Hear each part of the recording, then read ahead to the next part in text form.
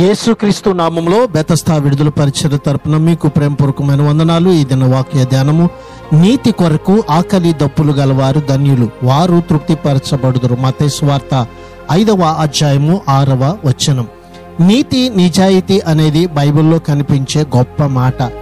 దేవుడు పరిపూర్ణ న్యాయవంతుడు. ఆయన రాజ్యం, ఆయన ఉద్దేశాలు, ఆశయాలు, చర్యలు, మనుషులతో వ్యవహరించే తీరు 100% నిజాయితీ గలవి, న్యాయమైనవి. ఆయన రాజ్యంలో అనగా పరలోకములో ఉండగోరిన వారు నీతి న్యాయాలు గలవారై ఉండాలని ఆయన నియమం. సుఖాల కోసం, ధనం కోసం, లేక ఆధ్యాత్మిక అనుభవాల కోసమైనా సరే ఆకలి దప్పులు ఉన్నవారు ధన్యులని చెప్పడం లేదు. స్వభావాన్ని బట్టి పాపులైన మనుషులకు అన్నిటికంటే ముఖ్యంగా అవసరమైనవి నీతి న్యాయాలు.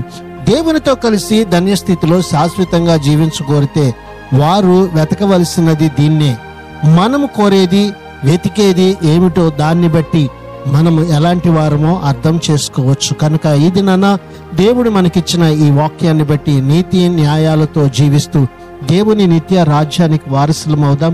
అట్టి కృపను, ధన్యతను ప్రభు ఈ దినాన మనందరికీ దయచేయునుగాక. ప్రార్థన.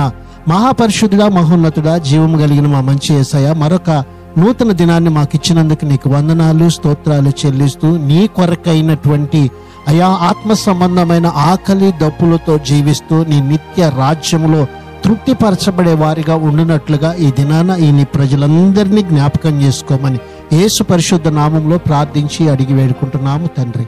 ఆమేన్.